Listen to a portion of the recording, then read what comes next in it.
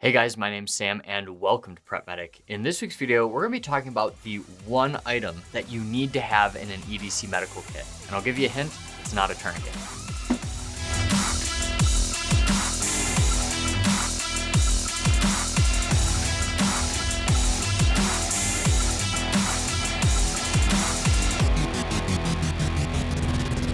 So for those of you that are new here, I'm a huge proponent of everyday carry medical supplies. Now, I'm not talking about your Band-Aids, Bacitracin, and all your minor wound care items. I'm talking about items that will stop preventable causes of death.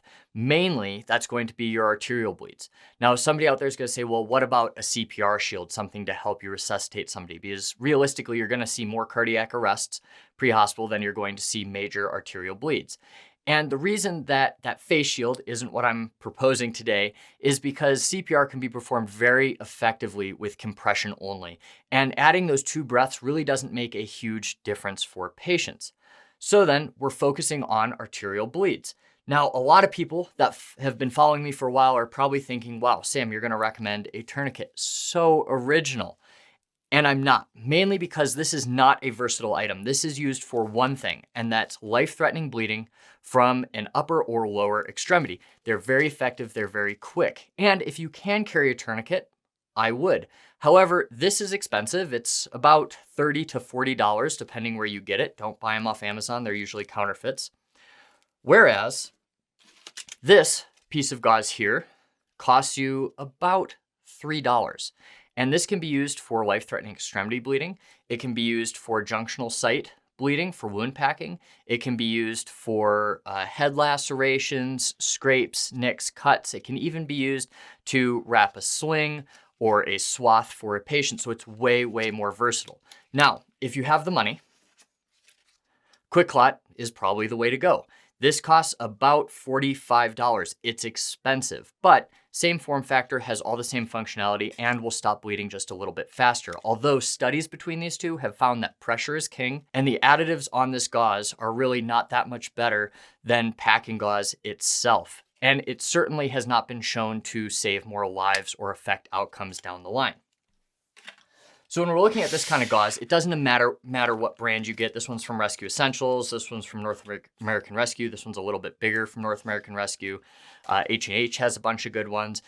As long as it's a tight-knit piece of gauze, it's going to work. Now, this is really, really small. This can fit in anybody's pocket. I'm willing to bet that most of your wallets and purses are going to be bigger than this as it stands. So keeping this in your back pocket, front pocket, no worries.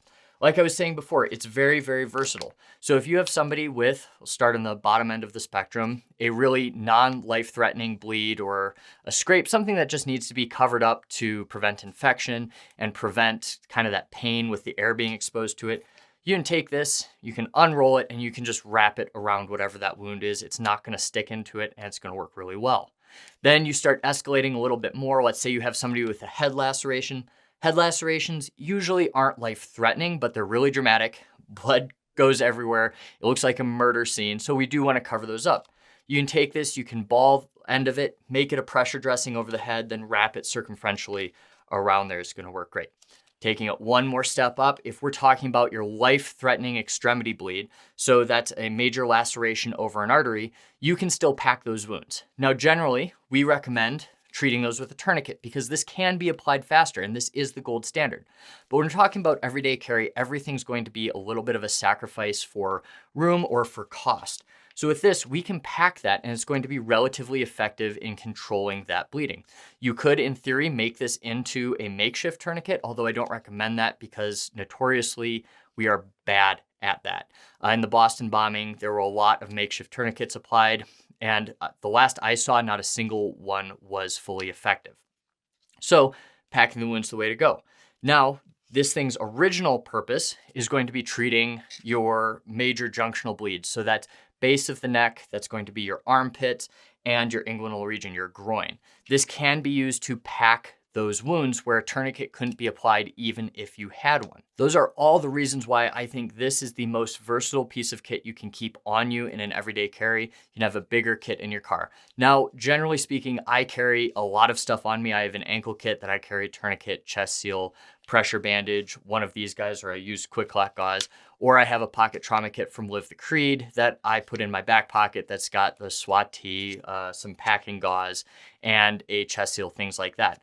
However, I get that's not viable for everybody. People are not going to carry things that are uncomfortable, which is why this is king. So I know there's going to be some comments out there that are, well, why do you even need a everyday carry trauma kit? You know, I've got one in my car. I've got one in my home. You know, I keep one on my bike. And the reason that I think you should be carrying something at all times is basically because it doesn't take that long to bleed out of a femoral artery. You're not always able to make egress to your car. Say it's an office workplace shooting, something like that. You might be pinned down. You can't get out there. Number two, it only takes 4 minutes to bleed out of your femoral artery. And my guess is that throughout your day, with a lot of us working in larger cities, you know, parking ways away, commuting in on different means, you might not have access to your kit within that time frame. By the time you run out to your car, grab it, run back in, it's going to be more than 4 minutes, and it might be too late to make a major difference, which is why you should have one of these on you, in my opinion. Do you guys agree with me? Do you disagree? I'd love to hear it. Leave them in the comments down below, and I will see you next week.